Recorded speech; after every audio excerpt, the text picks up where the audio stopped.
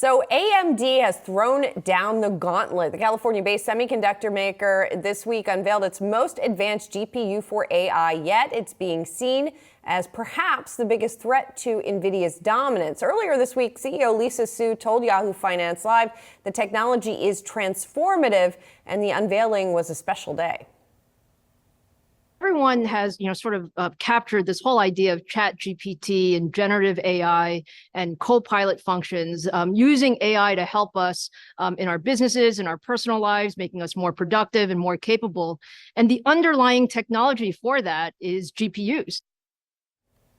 All of this coming as Reuters reports Amazon Web Services is considering using AMD's chips. It hasn't made a final decision, though. Our next guest has some thoughts on the matter. Joining us now is Richard Windsor. He's founder of Radio Free Mobile. Richard's been covering the tech space for years, including 11 years at Nomura, where he focused on equity coverage of the global technology sector. Richard, thanks for being here. Good morning. So, is the right way to frame it to think about AMD versus Nvidia, and that one of these is going to be the winner in this AI situation?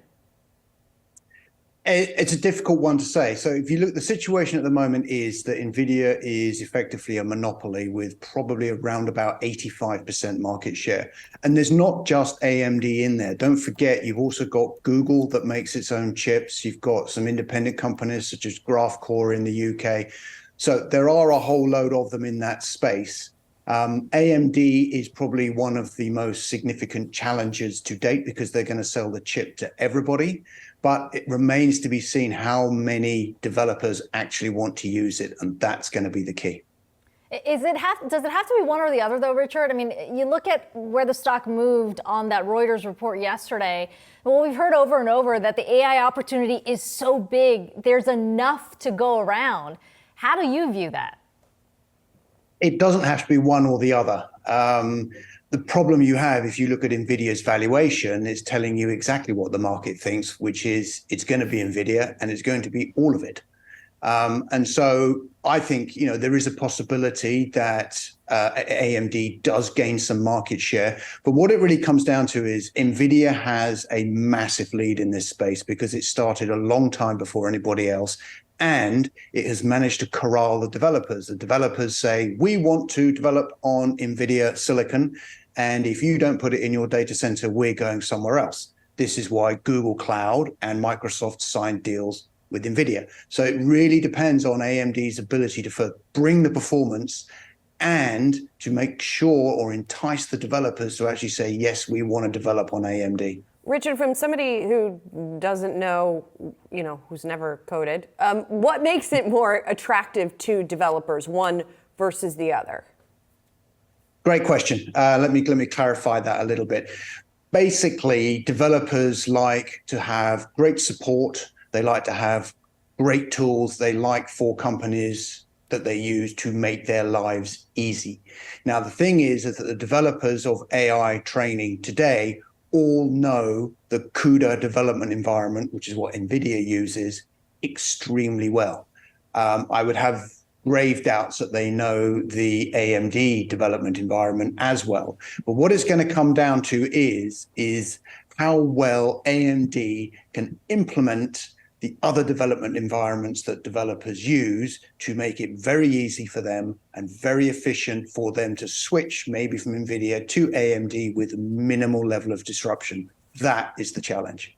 Richard, there's a lot of investors out there who want to buy into this AI boom. I mean, specifically, we're talking about generative AI, but really looking at where the growth opportunity is. When you talk about a name like NVIDIA or AMD, we're obviously talking about the foundational things, the chips.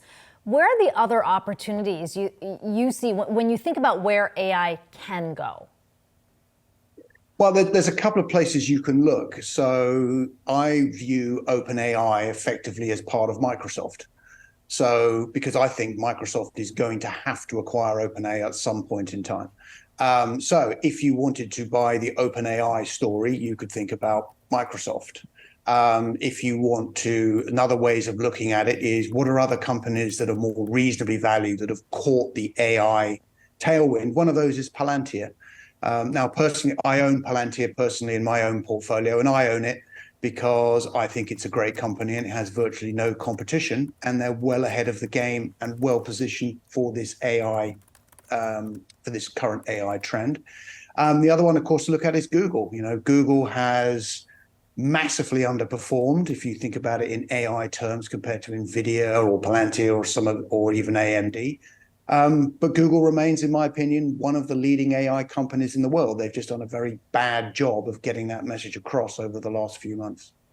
Richard, if companies and developers are building their applications on top of ChatGPT, does that cut NVIDIA or AMD out of the equation, or are their chips and software still used in that process?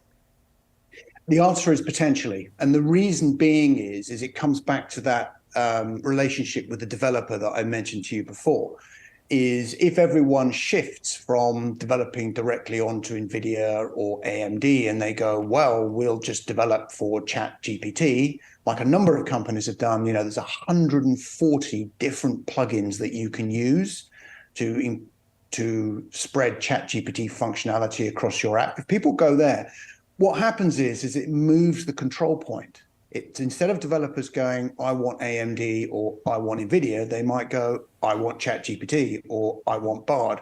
And what that does is it weakens NVIDIA's grip over that control point. It moves the control point further up the stack.